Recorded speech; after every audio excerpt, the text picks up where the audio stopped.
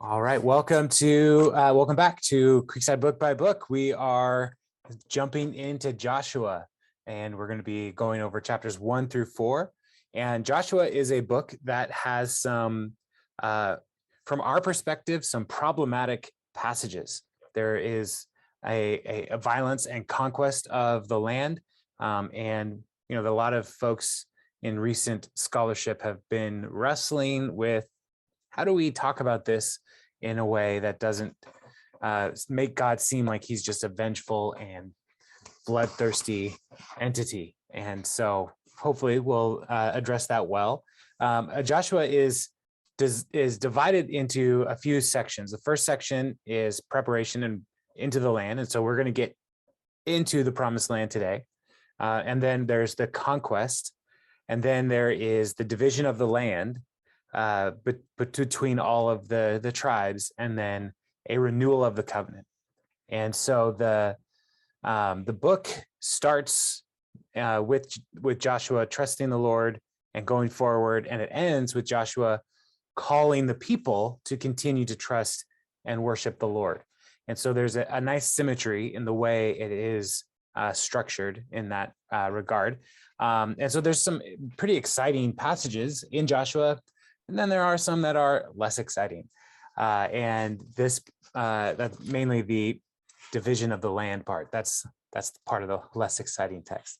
And so, so we finished up the Pentateuch, Deuteronomy, and Joshua just picks up right where we left off. And so let's jump in, Joshua 1:1. After the death of Moses, the servant of the Lord said to Joshua, son of Nun, Moses' aide, Moses, my servant, is dead. Now then, you and all these people, get ready to cross the Jordan River into the land I am about to give to them. To the Israelites, I will give you every place where you set your foot, as I promised Moses. Your territory will extend from the desert to Lebanon, and from the great river, the Euphrates, all the Hittite country, to the Mediterranean Sea in the east. No one will be able to stand against you all the days of your life. As I was with Moses, so I will be with you. I will never leave you nor forsake you. Be strong and courageous, because you will lead these people to inherit the land I swore to their ancestors to give them. And so as we are walking through the books of the Bible, these early historical books really do a really good job of transitioning from one to the other. And so these references to Moses help us to see a transition of God-ordained leadership between Moses and Joshua. And Moses knew that he wasn't going to get into the promised land. The Lord called Joshua, raised Joshua up, and even called him out and said, Moses, appoint Joshua before all the people. And so we went over that, but now is the moment that they have been waiting for, this fulfillment of the promise that God is going to bring the people back into the land that he had promised to give to Abraham. And these dimensions of the land are bigger than Israel ever became. This is God's vision for what they could do is bigger than they were ever going to be, but also bigger than Joshua could accomplish in his lifetime. And even when we get to the end of Joshua, there's still notes about how there were still these other nations in the land that the people did not drive out. And so when we look at some key words here, we this idea of Joshua being a servant, or Moses is the servant of the Lord, but Joshua is Moses' aide. And those are different words in Hebrew. And so there's a distinct relationship that is being communicated, that Moses had a closer relationship to the Lord than Joshua did. And so just something to note, Moses is a very unique person in the Old Testament, and no one else really ever got to that level of communication with Joshua, or with the Lord. And so as we are also looking at this, we want to key in on that idea of promise. This is the land that God had promised. And so now he's fulfilling his promises. And some of the elements of this is like, yes, God says he's going to give them the land, but the people also need to participate in the taking and obeying the Lord. Those are key principles here in the book of Joshua, that they are going to do what God is calling them to do. And so while the Lord has the power, he could have completely just eliminated these nations in his own strength. He also wants the people to like partner with him in the working of securing the land. And the other piece here in this promise is all the places your feet touch, I will give to you. So everywhere you go, all this land that you can walk upon, the Lord is saying, I want you to have it. And so there's a bigger vision of what God can do than what we may even be considering. And I also love this image, I will be with you. And it's reminiscent for us later on in the New Testament. When Jesus is returning to the Father in the end of Matthew, his commission to the disciples is go into all nations. And surely I will make disciples, baptizing them, teaching them to obey. And I will be with you always to the very end of the age. And so where the people of Israel were called to come into the land, and everywhere they go, the Lord is promising to give to them. Now Jesus is saying, all authority in heaven and earth has been given to me. Therefore, go and make disciples. And so everywhere the Lord sends his disciples, he is with us the way the Lord was with Joshua and the people of Israel. Here, Jesus is with followers of Jesus, his disciples, even now. And so because the Lord is with Joshua, he's calling him to be strong and courageous, knowing that it is the Lord who goes ahead. It's the Lord who fights the battles. And so for followers of Jesus, we can have that similar confidence that it's the Lord who goes ahead of us. And so we can walk into the land before us and still call upon him to be with us. So verse 7, be strong and very courageous. Be careful to obey all the law my servant Moses gave you.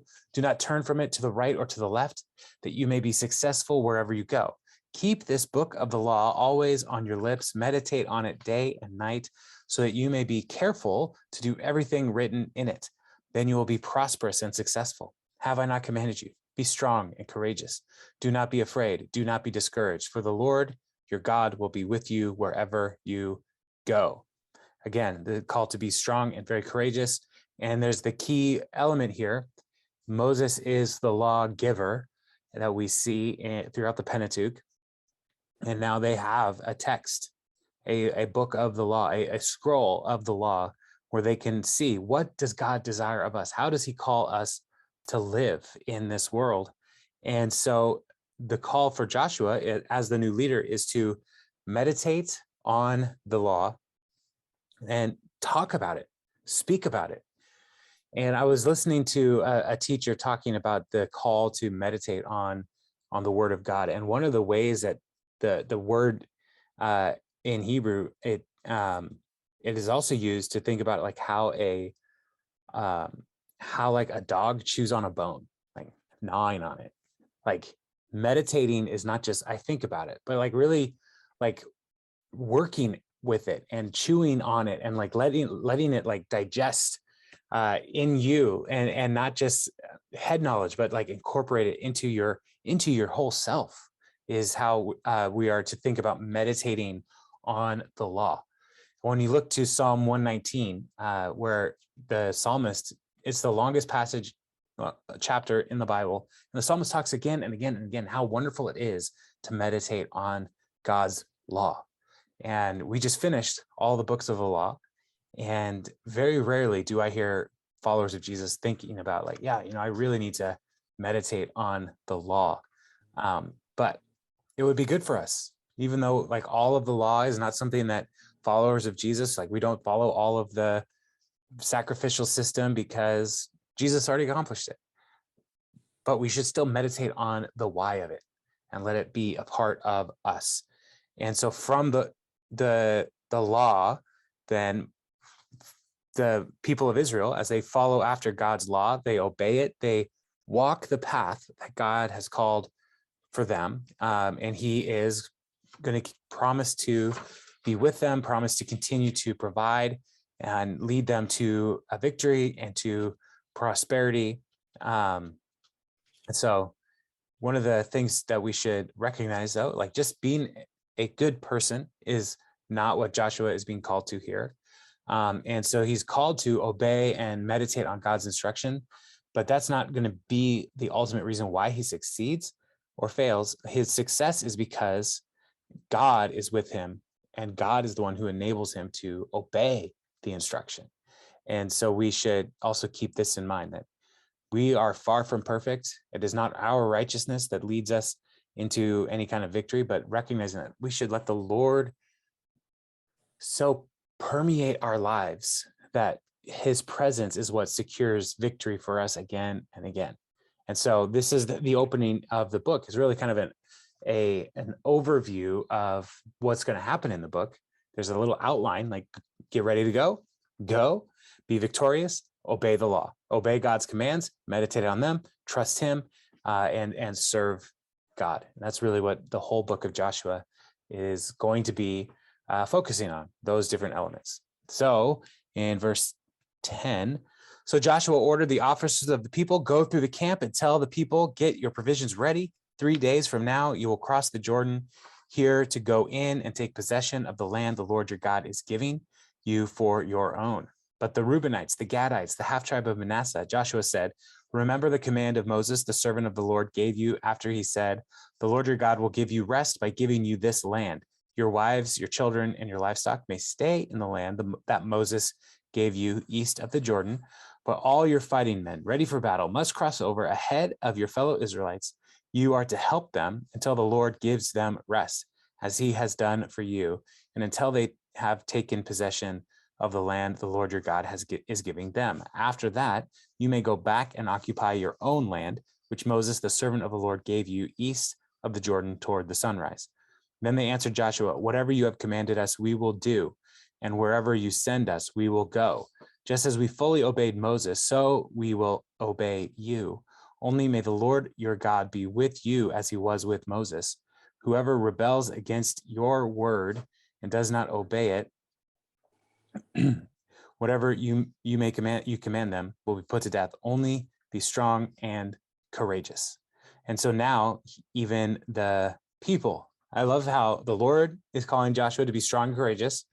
And then as we continue down here, the people and the Gadites, the Reubenites, and the half-tribe of Manasseh, they're also telling Joshua, yeah, be strong and courageous. So they're calling him up to this level of authority, which is awesome. And so let's remember that those three tribes there, they came into the land of the Midianites, and they saw like, oh man, there's a lot of really great cities and space here, and they had a ton of flocks and herds, and so they asked Moses, can we stay on this side? And the arrangement was with Moses and the Lord approved that they should stay here, but their fighting men need to go across the Jordan and help all the other tribes secure their inheritance as well. So they're saying, yes, we will do this. And so they're all preparing to get ready to go. And this gives them 3 days to secure their provisions. And these provisions, something to note is most likely the manna has stopped coming. And so like they need food and water and the weapons for their battles that they're going to go into. They need to secure all of these things. And so they're becoming a people, right? And this is also like a nation with logistics and an army. And up to this point, God has provided for all of their needs. And now as they're entering into the land, they are going to see God's provision in a different way, but the manna, the quail, the water from rocks, all that stuff is going to be ending. And so the call here for the people is to go and take the land so that they can all rest, enter into the rest that God had promised to them. And the rest is the completion of conquering the land. It's not like they're going to just do nothing anymore, but it's like the rest after a major project is accomplished. You still have more work to do, but there's a little moment of, I can dwell here. I can abide in this place, knowing that has been accomplished. And so that's part of what God is promising them as they are preparing to head into battle and take the land. But before they go, Joshua is going to send some spies. And so chapter 2, it focuses on the spies going into Jericho, which is the first city that they're going to come in contact with.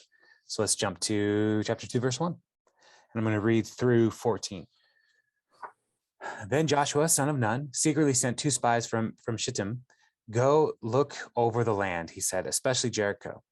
So they went to and entered the house of a prostitute named Rahab and stayed there. The king of Jericho was told, look, some of the Israelites have come here tonight to spy out the land. So the king of Jericho sent his message to Rahab, bring out the men who came to you and entered your house, because they have come to spy out the whole land. But the woman had taken the 2 men and hidden them. She said, yes, the men came to me, but I did not know where they had come from. At dusk, when it was time to close the city gate, they left. I don't know which way they went. Go after them quickly. You may catch up with them. But she had taken them up to the roof and hidden them under some stalks of flax she had laid out on the roof. So the men set out in pursuit of the spies on the road that led to the fords of the Jordan. And as soon as the pursuers had gone out, the gate was shut. Before the spies lay down for the night, she went up to the roof and said to them, I know that the Lord your God, the Lord has given you this land, and that a great fear of you has fallen on us, so that all who live in this country are melting in fear because of you. We have heard how the Lord dried up the water of the Red Sea for you when you came out of Egypt, and what you did to Sihon and Og, the 2 kings of the Amorites east of the Jordan, whom you completely destroyed. When we heard of it, our hearts melted in fear, and everyone's courage failed because of you. For the Lord your God is God in heaven above and on the earth below. Now then, please swear to me by the Lord that you will show kindness to my family, because I have shown kindness to you. Give me a sure sign that you will spare the lives of my father and mother, my brothers and sisters, and all who belong to them, and that you will save us from death. Our lives for your lives, the man assured her. If you don't tell what we are doing, we will treat you kindly and faithfully when the Lord gives us the land. And so this story of Rahab is an interesting story, because these 2 spies are sent to the land to look over the land, and specifically Jericho, to see their strength, their fortifications, those different kinds of things. And previously, when Moses sent spies into the land, he sent 12, 1 representative from every tribe, and only 2, Joshua and Caleb, trusted that the Lord would secure their victory. And now, of that whole generation, only 2 are still alive, Joshua and Caleb. And so now, as the Lord is preparing the people, Joshua is sending spies. And so instead of sending 12, he sends 2 to go and look over this. And they go, and this is one of those parts of the story that's like, yikes, they go to a prostitute's house, which is not probably the first place that you would send scouts today, to go to the prostitute's house. But think about why that might work. It's a place, it's probably like more like a public house, a hotel, or something like that, where there's a lot of people coming and going. And so it would be easier to kind of blend in with a lot of different change happening. But word gets out that 2 of the Israelites have infiltrated Jericho. And so the king says, hey, send those people over here. And Rahab lies. There's things about this story. It's like, she's a prostitute. She lies to the king.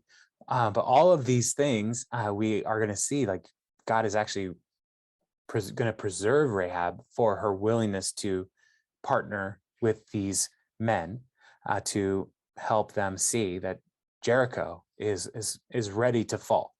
And so she lied and said they went away, and all the guards went chasing after them. But what actually was happening was she had hidden them on the roof under the flax. And what you would do with flax was a garment it can be made into fabrics and linens, but you have to soak it and then let it dry. And it is actually a very stinky process to do. And so they would put it up on the roof where it wouldn't be stinky so much in the house. But also, like, you wouldn't want to go, if you saw flax on the roof in like these piles, the guards wouldn't want to like search in there because it's gross. And so it's the safest place to hide these two men.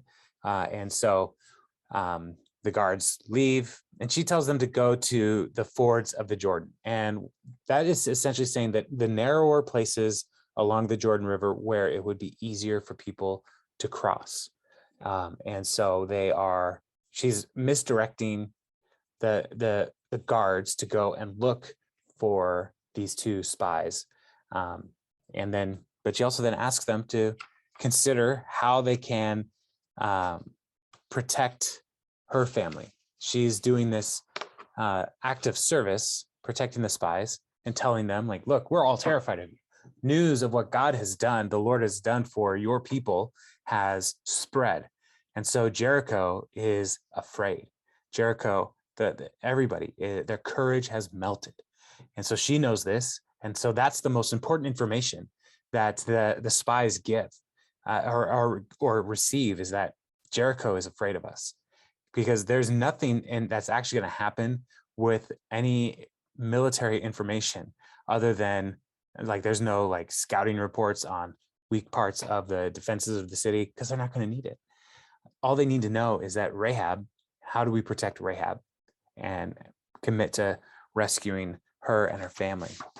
So one of the questions that comes up with this, like the language about Rahab in particular, is like they go into her house, and there are people who are like, I just wanted to make clear that they're not going into, is because sometimes in the scripture a euphemism for intercourse, but that is not how they are using that language here in this passage. So there's no inclination or indication of any sort that they slept with Rahab. They literally went just to her house, is how the text reads.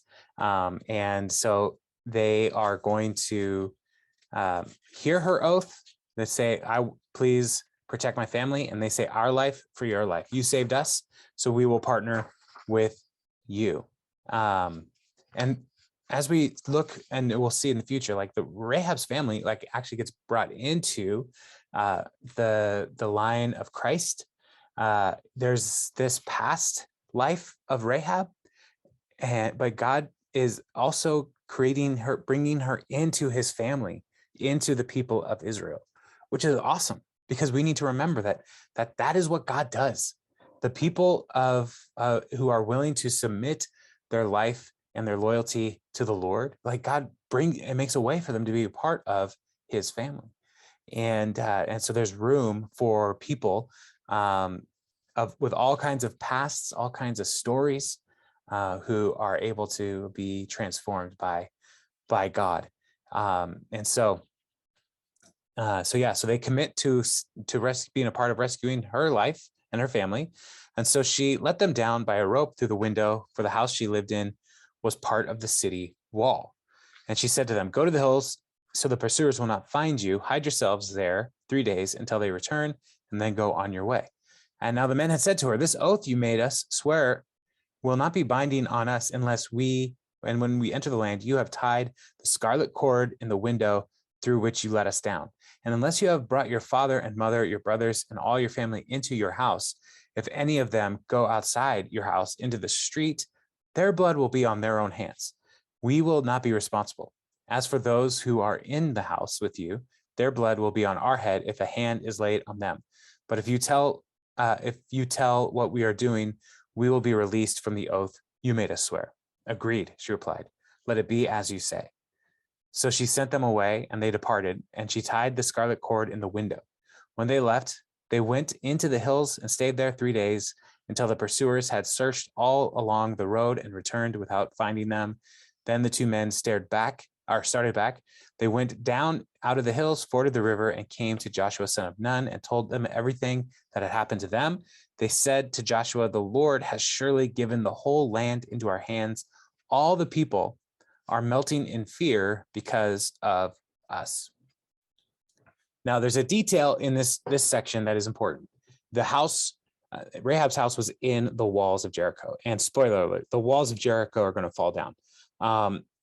So what we need to recognize is living in the walls, is telling us something, that these walls are big enough for houses for people to live in, and they will make that detail later on as we talk about Jericho next week.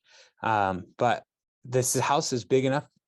The wall is big enough to house people, and these houses would be secure places for people, that it was a benefit to live in the house for the city as well, or live in the wall for the city as well as the residents, because it was the most secure place. And so their commitment is like, you bring all your family and you tie this cord around your window, and everybody in the household will be okay. But if they're not in the house, like, we can't control that. And so they agree to do this. But then she also gives them more suggestions, like, go hide for 3 days because the people are going to be looking for you. Go hide in the hills and then cross the river. Don't just go right back to Joshua, to the people of Israel. And so they do all of this. And their report to Joshua is, we are going to be able to do this. The people are terrified of the people of Jericho are terrified of the people of Israel. And if the people of Jericho are anything like the rest of the people in Canaan, the Lord is surely with us. So there's great confidence in this time in Jericho. Like, their faith is being built up as they are doing this. So chapter 3, early in the morning, Joshua and all the Israelites set out from Shittim and went to the Jordan, where they camped before crossing over. After 3 days, the officers went throughout the camp, giving orders to the people. When you see the ark of the covenant of the Lord your God and the Levitical priests carrying it, you are to move out from your positions and follow it. Then you will know which way to go, since you have never been this way before. But keep a distance of about 2,000 cubits between you and the ark. Do not go near it. Joshua told the people, consecrate yourselves, for tomorrow the Lord will do amazing things among you. And Joshua said to the priests, take up the ark of the covenant and pass on ahead of the people. So they took it up and went ahead of them. And the Lord said to Joshua, today I will begin to exalt you in the eyes of all of Israel, so they may know that I am with you as I was with Moses. Tell the priests who carry the ark of the covenant, when you reach the edge of the Jordan's waters, go and stand in the river. Joshua said to the Israelites, come here and listen to the word of the Lord your God. This is how you will know that the living God is among you, and that he will certainly drive out before you the Canaanites, Hittites, Hivites, Perizzites, Girgashites, Amorites, and the Jebusites. See, the ark of the covenant of the Lord of all the earth will go into the Jordan ahead of you. Now then, choose 12 men from the tribes of Israel, one from each tribe. And as soon as the priests who carry the ark of the Lord of all the earth, set foot in the Jordan, its water is flowing downstream, will be cut off and stand up in a heap. So the people broke camp to cross the Jordan. The priests carrying the ark of the covenant went ahead of them. Now the Jordan is at flood stage, all during harvest. Yet as soon as the priests who carried the ark reached the Jordan and their feet touched the water's edge, the water from upstream stopped flowing. It piled up in a heap, a great distance away at a town called Adam in the vicinity of Zarathon, while the water flowing down the sea of the Arabah, that is the Dead Sea, was completely cut off. So the people crossed over opposite Jericho. The priests who carried the ark of the covenant of the Lord stopped in the middle of the Jordan and stood on dry ground, while all Israel passed by until the whole nation had completed the crossing on dry ground. So as the people, the previous generation, they're escaping Egypt, and the Lord parted the Red Sea. And now we are seeing a an echo of what the Lord can do for the people. And we see the word of the Lord to Joshua is, I am going to do this so that the people will see that as I was with Moses, so I am with you. They can trust that you are God's chosen leader. And so they're all preparing, they're all getting ready. And the instruction to the priests carrying the ark is just start walking into that river, which none of these priests would have seen the Red Sea part. They have seen God's miracles, but they have never seen anything like this. And we get the detail that this is in the harvest time, so the fall, and it's at flood stage. And so the river is swift and full. And so they start going and the water stops. And we get this detail. It's going to be piled up in a heap, but it's not piled up in a heap right here. It's actually a couple miles north in this town called Adam. And we don't know exactly where this is, but there's some different parts of the Jordan where it's narrower, but there's also these ravines that come down, and where there could have been some mudslides is what people are saying. Like maybe a mudslide happened and that caused the river to stop downstream and then created some flood stage situation out into Adam. And so that's how it piled up like a heap. And eventually like it would come back through after all the people crossed through. But this miracle is happening, and the people are witnessing this with their own eyes. And so it all happened exactly the way the Lord promised that it would. And so, yeah, all right. Sorry, I got ahead of the notes that I wrote down. Yeah, so that's chapter 3 is just saying this. And then in chapter 4 is going to reiterate some of the command to how to remember all that God had done here. So chapter 4.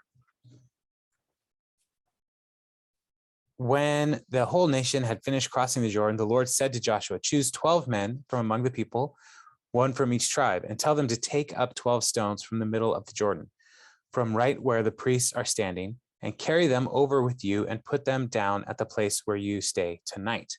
So Joshua called together the 12 men he had appointed for the Israelites, one from each tribe, and said to them, go over before the ark of the Lord your God into the middle of the Jordan.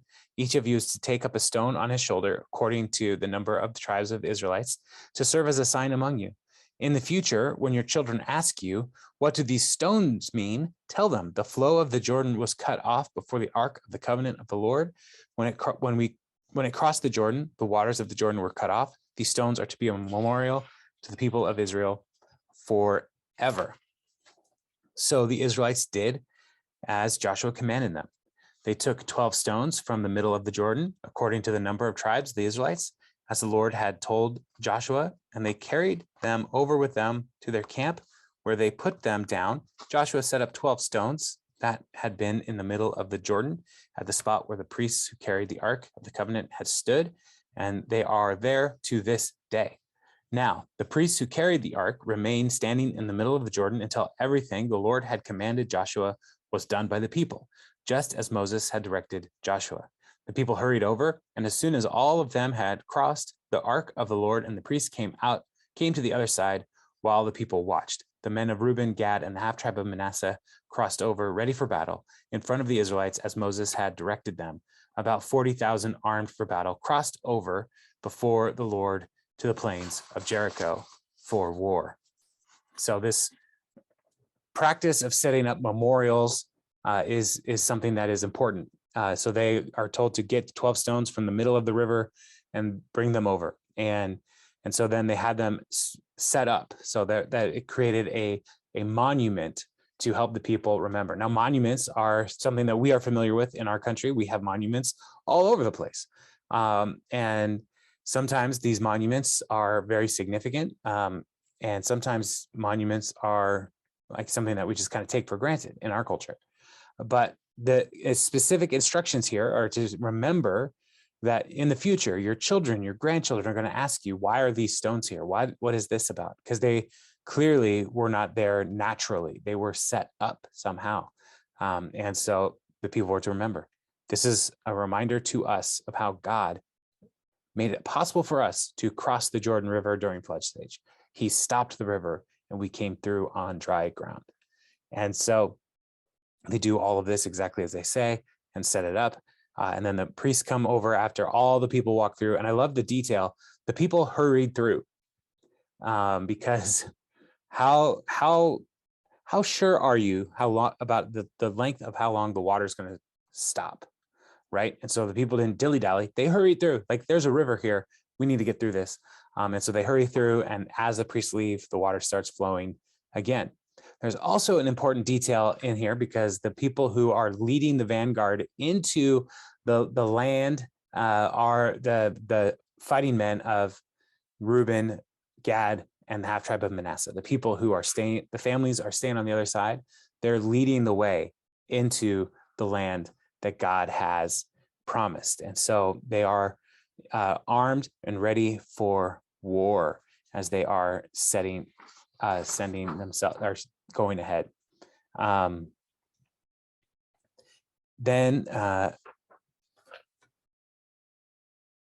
So here we are into this place. They're now in the land, which is amazing. It has been 40 years of being in the wilderness, and the effort to take the land is only starting. But these are the first Israelites to come into the land in mass in 40 years, and before that for 400 years. And so this is a significant moment.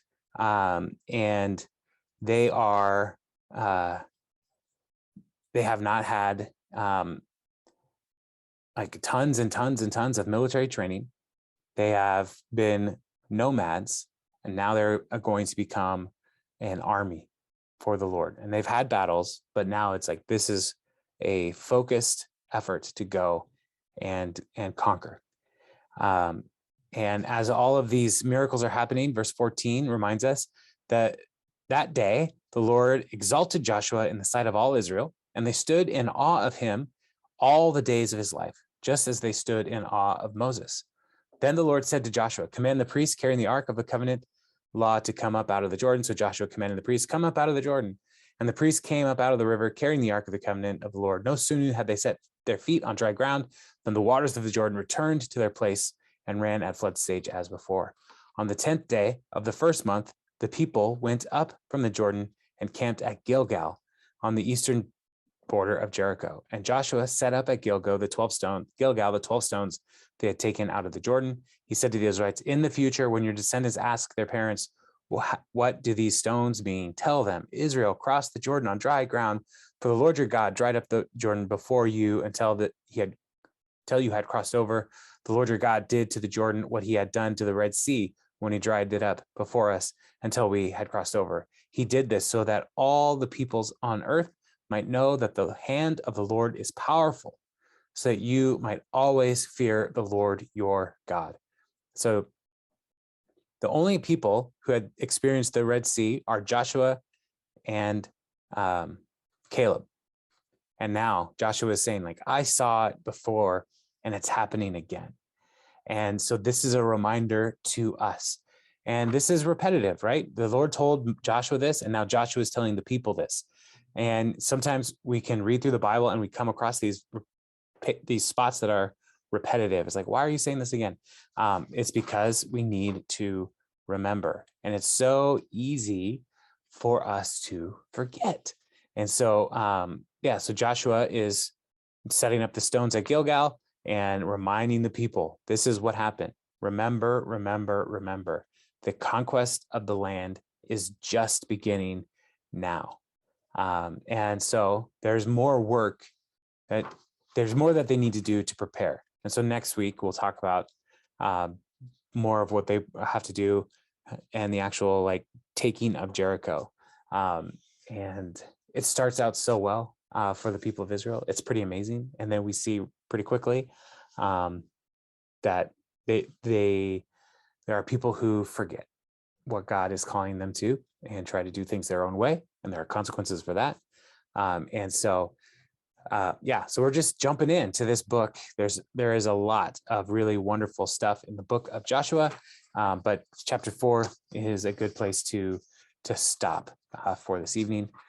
So are there any questions or comments on Joshua chapters 1 through 4? Any thoughts?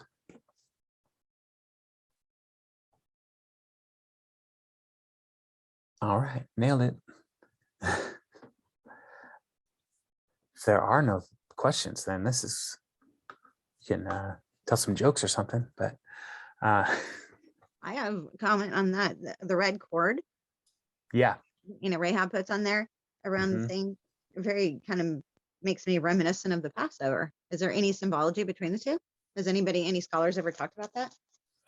That's a good question. They're a good piece of information. It's not necessarily tied to the Passover as much as like the red would just stand out on the wall, right? But there is a theory that people put out this is popularized by people like Charles Spurgeon, who say that throughout the Old Testament, there is a scarlet cord leading to Jesus. And so this is one of the ways that they like get to that. Like the Lord desires to save people. And so this scarlet cord that Rahab ties to the window is one more indication of the Lord's gospel and desire to rescue people from the nations. And so looking for that scarlet cord of redemption, of gospel truth throughout the Old Testament then is something that a lot of people do. And you can see things where it's like, Jesus fulfilled that, Jesus fulfilled that, Jesus fulfilled that. And so we should recognize those things when we see them, but also keep in mind that the people who are reading this, the original audience, did not have that in mind. Like that's a Christian reading back into the text through the lens of Christ. And so we can do that, but we also need to remember, like, what did this mean for the original people? And hold those both in harmony with each other. So it's not necessarily tying to the Passover as much as just we want to be able to clearly see what the window is. But then it is a sign to us about, God is a God who saves. So interesting that it was scarlet, though, just like the saying, though our sins were scarlet. Yes. Interesting for them to pick. Yeah. So, but the Passover, they would have been more intentional about that. If they wanted us to zoom in on Passover, they would have used more, they probably would have used language about blood or tying it to your door frame. Like those kinds of things would have been more, would have given us more reason to think, oh yeah, that could be about the Passover. So yeah, that's true. All right. The first thing that stood out was like scarlet. Why did they pick that color of all things? Yeah. And I think the best thing to say is just visibility. Sure. Just to see it. So Tony, I see you've raised a hand. Yeah, just maybe I missed it. Maybe I'm I'm forgetting, but how come you said only 2 people remember the Red Sea, crossing the Red Sea, Joshua and someone else? Caleb. Where did the 1 million people go? They died in the wilderness. They all died. Yeah, that's the 40 years in the wilderness, that generation. So remember in Numbers 16 months ago when we were Numbers, that's why I missed it. Okay. So they went into the land and the spies went in and the 12 spies came back. 10 said, they're giants. We can't do this. Joshua and Caleb are like, no, the Lord is with us. We can do this. And so the people listened to the 10. And so the discipline of the Lord for the people was to say, because you did not trust me, this whole generation will die in the wilderness. Yes, I remember. But I didn't. Yeah. Okay. Yeah, I remember that now. Okay. That surely mean everybody except Joshua and 'Cause it was yeah, I mean, maybe Suppose. some children, maybe some young people, but like as far as fighting men, the leaders of the people, like Joshua and Caleb were the only ones who saw that, who experienced the crossing of the Red Sea.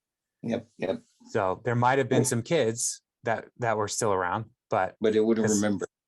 they might remember, they Right. might not, right? But like the leaders, the adults in the room were gone.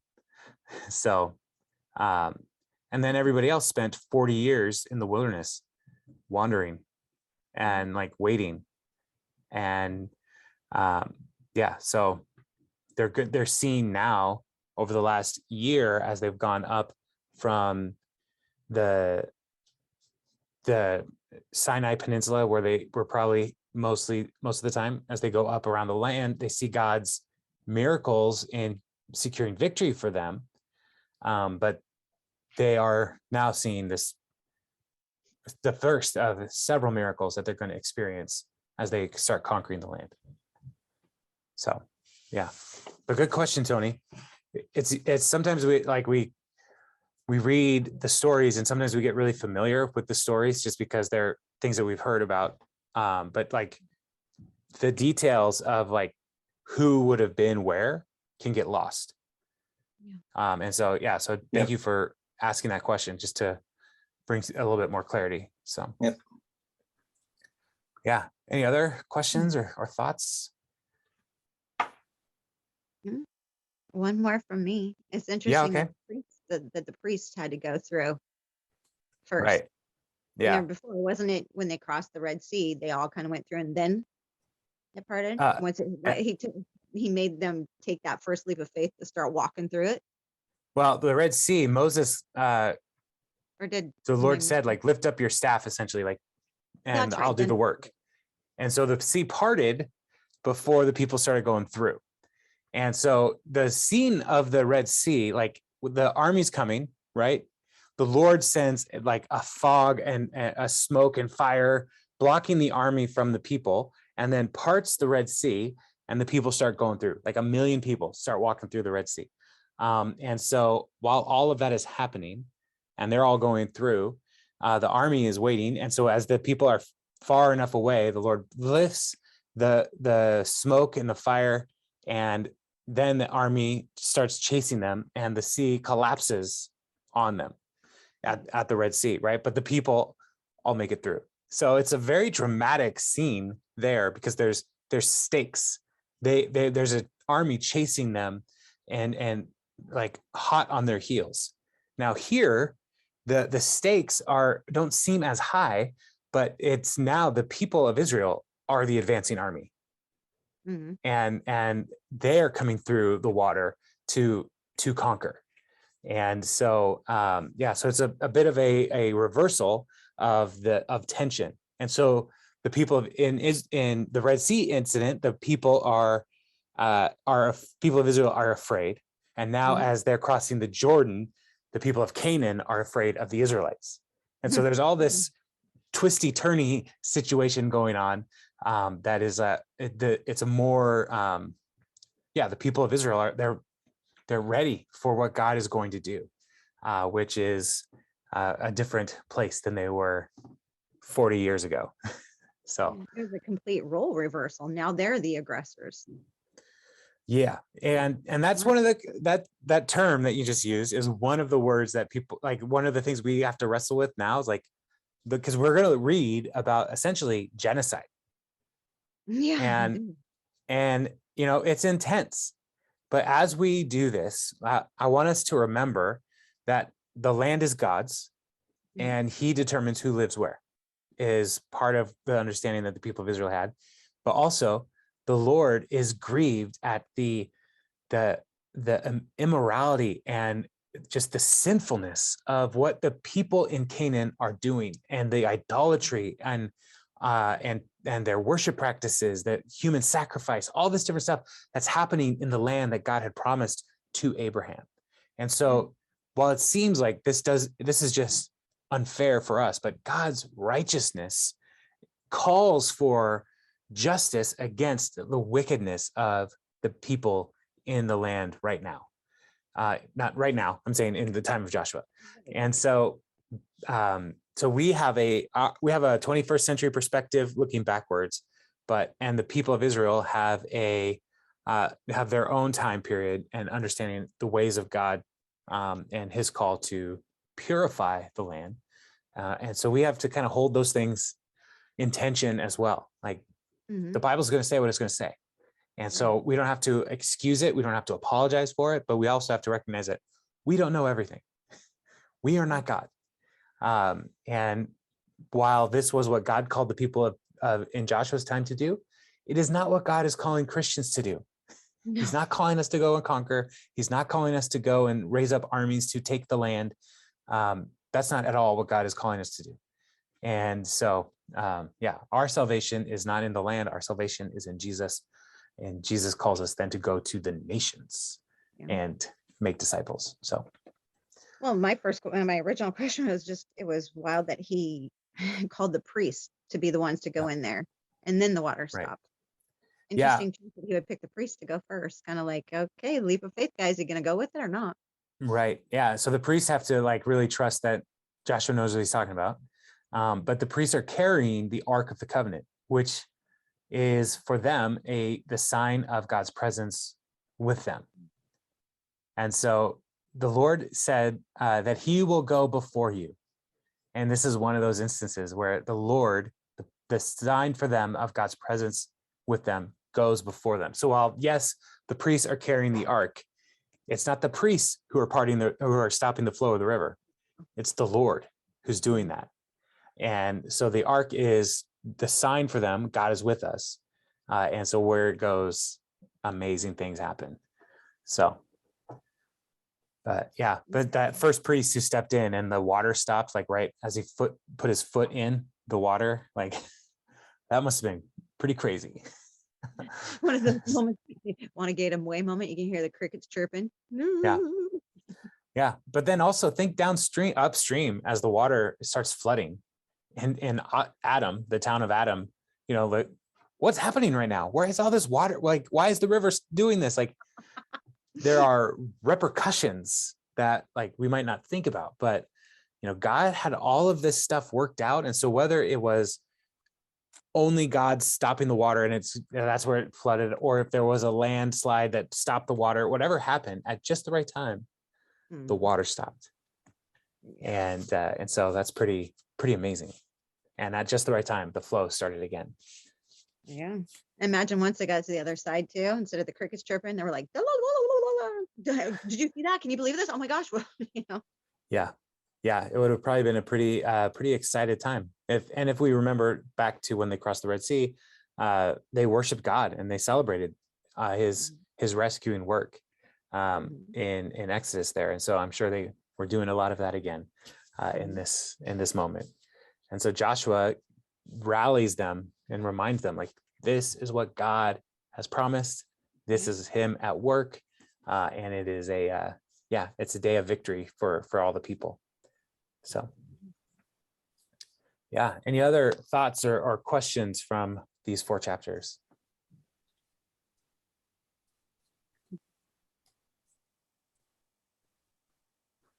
No? All right. Excellent. Can I do one more then? Sure. Yeah. Interesting that when they picked up the rocks, I never caught this before. When they picked the rocks up to put it on the other side, it says they put them on their shoulders. That means they were no small rocks. You have to put them on your shoulders. They're pretty big rocks. They were big rocks, and it was just one person from each tribe, which is also they're big enough for one person to carry, but not small. Like, it's interesting the way, because when I've envisioned it, like I always as I was thinking about it, it's like I noticed like it's just one person. Like I thought it was like these big rocks that people carried, but no, just one person, put it on your shoulder and take it out. And so it's a big rock, but not like a massive rock. No, but which then also thinking about like how did they set them up? Was it like 12 rocks, like a cairn kind of thing, or Was it like 12 rocks standing vertically? As like a kind of a fence kind of look. So that it was clear, like this is not how rocks would normally lay. Whatever it was something that people would notice. So, and the detail, like when Joshua is written and is being read, it's like, these rocks are still here. Now, we don't know where these rocks are now, like they're long gone. But for them, like the people reading the book of Joshua would have been able to say, like, you can go and look at it. You can go see the rocks. They're there. And that's the power of monuments. That, when you go to a battle site or battleground in the US for the Civil War, like go to Gettysburg, and like there are monuments all over that are saying, like, this is where this happened, this is where this happened, this is where this happens, because it's important to remember history. And so this is one of those times where it's like, remember our history, remember what God has done for us. And so, the rocks, 12 stones. All right. Sorry, I commandeered. What's that? Sorry, I commandeered most of the time. Oh, no, it's fine. These are great. These are all good questions. I love questions. So, and if I don't have a response, I will say, I don't know. So I'm totally fine with the answer. I don't know. I love all your questions, Carrie. Well, thank you, Lizzie. And especially on the past ones where I couldn't really chime in. You just really answered or asked all the things that I was curious about. So I appreciate that. Very good. I'll zip it and let you do the questions next time, Lizzie. Okay. Like, I can learn from you. Well, yeah, that's part of the fun of this, is we can all learn from each other. And so, yeah, it's helpful. Lizzie and Stephanie, you guys you jumped in just last month or December. And it's been great to like be able to say, like, yeah, you go back and see what you missed. It's all there for you. And so my hope is that we will have this as a resource for years to come. And people just say, like, hey, I have a question about the book of Leviticus. And y'all can be like, oh, I know a place where you can learn some stuff about Leviticus. So if that happened, please tell me if someone's like, I'd like to learn about Leviticus, because not a lot of people are eager to do that. So It's kind of a long chapter. Yeah, Leviticus was long. You want to learn more about sacrifice and skin disease? It's fun. Yeah, make sure you don't bring your lunch during that time frame, because you might not want to eat it. Yeah. Yeah. Well, y'all, I am so glad to be back in the rhythm of book by book. And so the spring quarter in groups will probably get us into, I'm hoping we'll get through Ruth, at least in the spring quarter. So Joshua, Judges, and Ruth. Yeah. A bit ambitious, but Ruth is a short book there at the end. It's only 4 chapters. We can do that in a night. So, so we will see. But these historical books set up the people of Israel in the land, and the rhythms of obedience and disobedience, and learning to trust the Lord and obey his commands. And so these are important pieces of the history of God's people. So thank you for joining us on this journey, and I will see you all next week. All right. Thank you, Jason, for being kind Thank of you. a facilitator here. Night, buddy. All right, no problem. All right, God bless everyone. Bye, Bye. Slim. God bless. Bye.